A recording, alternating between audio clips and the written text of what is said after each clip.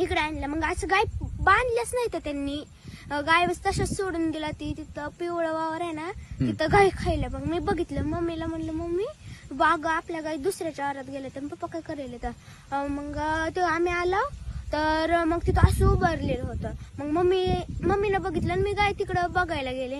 मग मम्मीनं बघितलं, मम्मी म्हणजे चिरकाय. मम्मीनं भाऊजी म्हणून हाक मारली. मग अंकलच्या आधी मी तिकडून आले पळत काय झालं की म्हणून.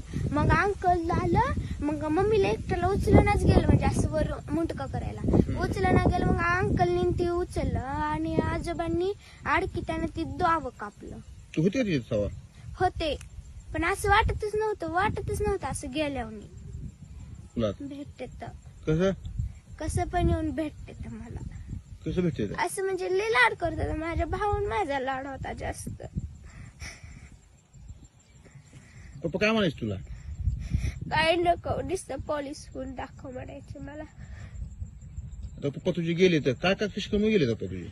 कर्ज होतं, 15-15 मिनिटाला फोन असायचा सारखं. अर्धा तास आम्हाला, दीड तास बसून दाखवलेला त्यांनी किती फोन येत. असं म्हणजे दमच नव्हता. सकाळी उठलं फोनच. एकदा फोन डबल घेतला.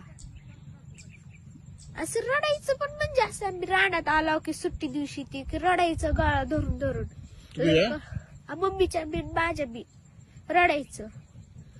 मग त्यांना सांगा म्हणायचं कोणाचं फोन येतंय काय होतंय, तर सांगत नव्हतं. गप्प बसायचं. असं म्हणजे सहन करायची ही होती त्यांच्याकडे. मग त्यांनी सहन केलं असं केलं. आता काय वाटतं पप्पा गेले तुला? वाईट वाटतंय. म्हणजे अशी कोणाची गाडी वाजली की पप्पाची गाडी आली म्हणून वाटतंय.